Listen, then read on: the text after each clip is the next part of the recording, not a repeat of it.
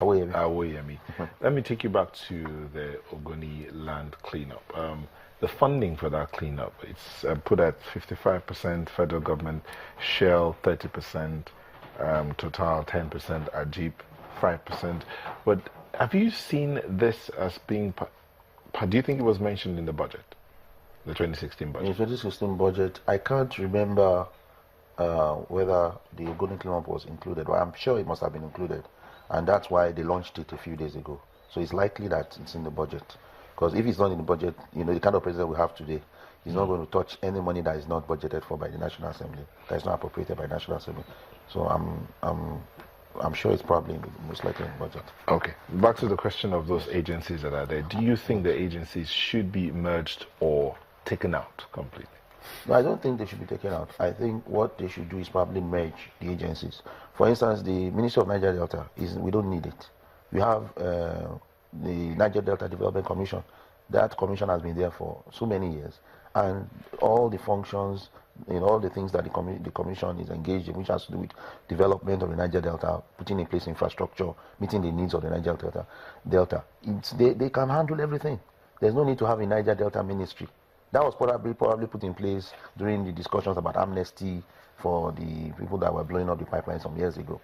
And they probably just said, okay, let's just use this to just make them feel better. But I don't think you need anything other than the NDDC. If a state government wants to set up an agency, they can just set up one agency that will be working with the NDDC, liaising with the NDDC. But I don't think you need anything outside of the NDDC for the Niger Delta.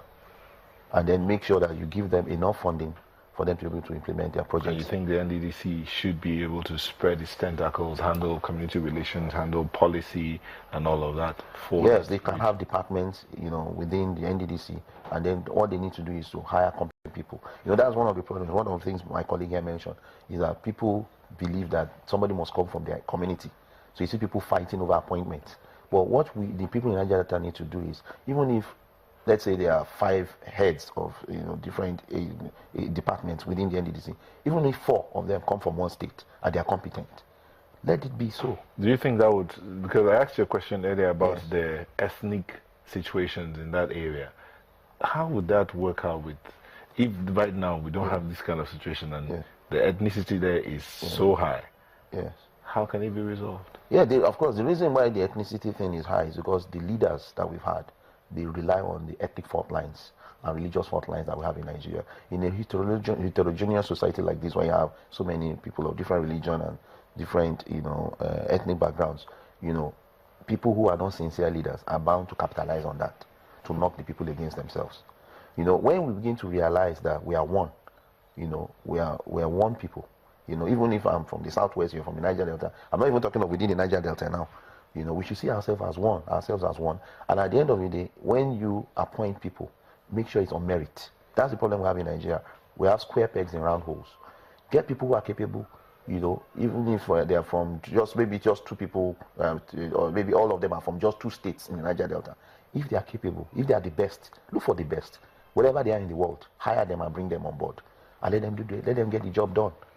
But the problem we have is everything is about ethnicity. Let somebody from my area be there, end up employing. And so far, someone from your area being there doesn't necessarily mean the job will be done. Doesn't mean the job will be done. It doesn't mean he will bring the project to your community. It doesn't mean he will bring it to the community. So why don't they start doing, making everything on merit?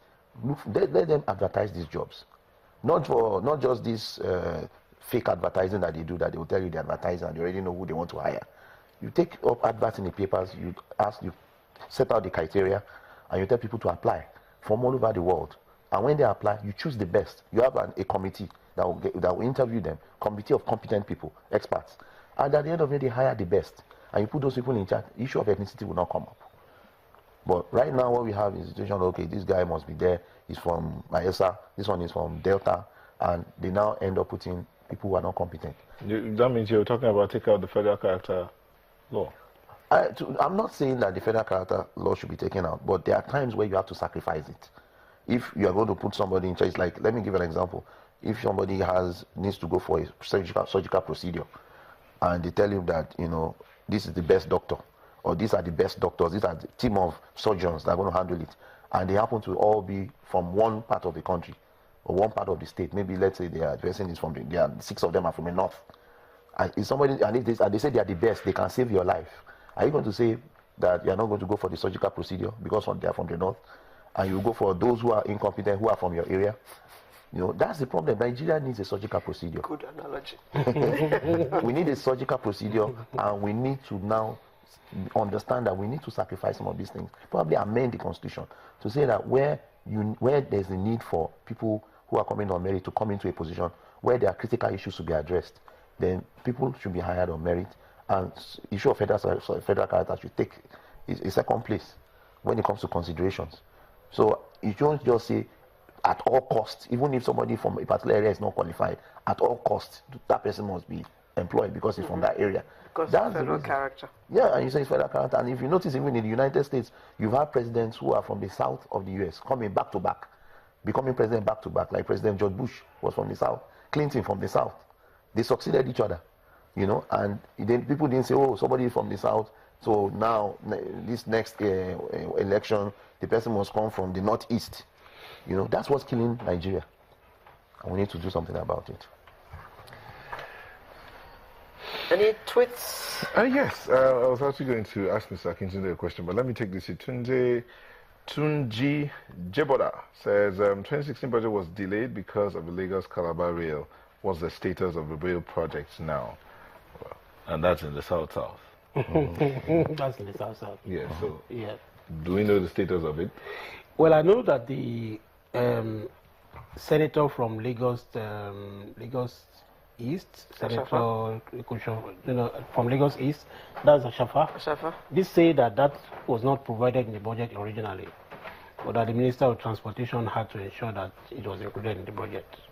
So that means that project is there and it's to be implemented. So we're expecting. And we're expecting that will also be implemented to ensure that the Niger Delta area is also having some very significant projects to improve their life.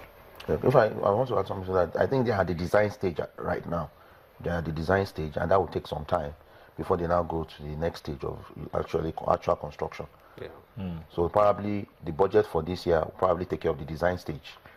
Then maybe in 2018 they will probably commence with the actual construction. Oh God.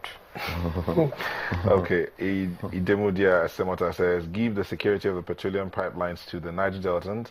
Let them secure and protect pipelines while you as government monitor them. Amritala Abdul says, what informed our decision to change from the regional government that we once practiced? Let us examine it. Let us examine its failures then, and why we had to move over. And Nelson Ono, our final one, says, NDDC is now a political tool where Abuja people and politics are being funded. Let the IOCs take back their contributions and act. Well, that's the much we can take on the tweets, I think. Okay, and that's the much that we can take. Just for us now to take your final words. Okay. Doctor? Okay, yeah, what I wanted to say is that we need to face some issues head on, and as a nation confront those issues and solve them. Because the problems that we're facing as a nation will keep reoccurring if we don't address the fundamental structural problems that we have as a nation, which has to do with the structure we are operating, the federal system structure we're operating. And like I rightly pointed out earlier, we need to go back to the regional system. And also the issue of the meager percentage of the budget that goes to funding of infrastructural projects. We need to address that. And that will entail restructuring of the civil service and going back to the regional system. Mr. Akintunde? Yeah, we have Niger Delta Avengers in Niger Delta. We have IPOP and I think myself to some extent in the southeast. All of them looking for self-governance. I think that the solution is for us to begin to realize that we need to sit down and talk as Nigerians, as stakeholders in the Nigerian project. We need to talk about our country and a lot of challenges that we face. I talk about the regional government. That may not be the ultimate solution, but if we sit down among ourselves and look at the issues dispassionately, election had come. I had told some people in some forum that during election time, people go their different ways. There's one example I used to give. In the Second Republic, the National Secretary of UPN, Joseph Gonwork, his wife was the chairman of MPN in Plateau State, husband and wife belonging to two rival political parties. So people go their different ways during the election normally. What happens after election is that whoever has won the election will extend his hand of fellowship to every other part of that constituency. You know, so I think that it behoves the federal government particularly to see Nigeria as one single constituency. Election has gone, we are disagreed among ourselves. All right. Now We have to go. Thank you. Okay. We have been chatting with Dr. Bumi Awoyemi and Muyiwa Akitunde, both public affairs analysts. Thank you very much for coming, gentlemen. Sunrise will be back in just a moment with another very interesting conversation. Make sure you're part of it.